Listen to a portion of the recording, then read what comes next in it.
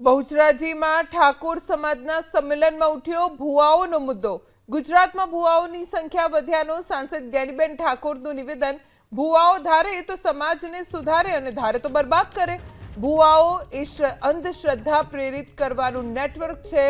સમાજમાં ઘરે ઘરે ભુવા પેદા થયાનો બળદેવજી ઠાકોરે પણ નિવેદન આપ્યું। હું જે ભુવાજી હોય ને વિનંતી કરું કે તમે ધારો તો અંધશ્રદ્ધામાંથી કોઈ પણ વ્યક્તિને બહાર કાઢી શકો છો અને જો તમે ધારો તો કોઈ પણ પરિવારને ને ઘણા બધાને બરબાદ કરી શકો છો। આમાં પ્લસ અને માઇનસ બે છે અને ભુવાજ હું એમનો વિરોધ નથી કરતી પણ આ એક અંધશ્રદ્ધાને પ્રેરિત કરવા માટેનું એક આ નેટવર્ક છે। કોઈ પણ દુનિયાની અંદર કોઈ પણ વ્યક્તિ એના કર્મને આધીન એનું ફળ ભોગવતા હોય છે અને દુનિયાની અંદર પરિશ્રમ સિવાય કોઈ વસ્તુ આપણે પ્રાપ્ત કરી શકવાના નથી।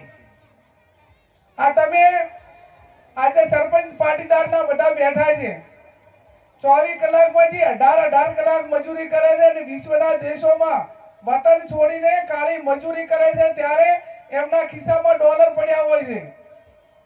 આપણે તો આપણા સમાજના દીકરાઓને ભણવા માટે ગાંધીનગર કે અમદાવાદ બળદેવજી જેવાને કલ્પેશભાઈ જેવાને કહીને એડમિશન અપાવવા કોઈ હારી સ્કૂલમાં તો ત્રીજે ચોથે દિવસે ફોન આવે મને પાણી માફક આવતું નથી અને આયા બધા આખી દુનિયાની તમામ બ્રાન્ડનો દારૂ માફક આવે અને ભણવા જાય પાણી માફક ના આવે।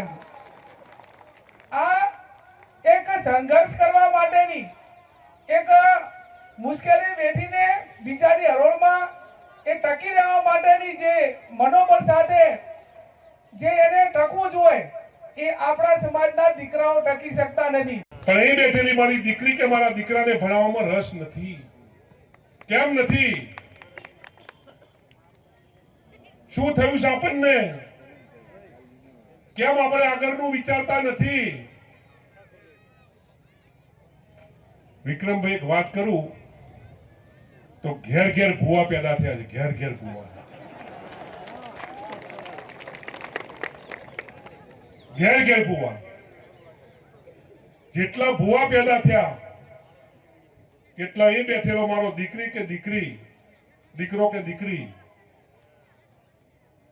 ક્યાંક સરકારી નોકરીમાં લગાયો ને ભણાયો હોત તો એમને સલામો મારવા મારે જવું પડે।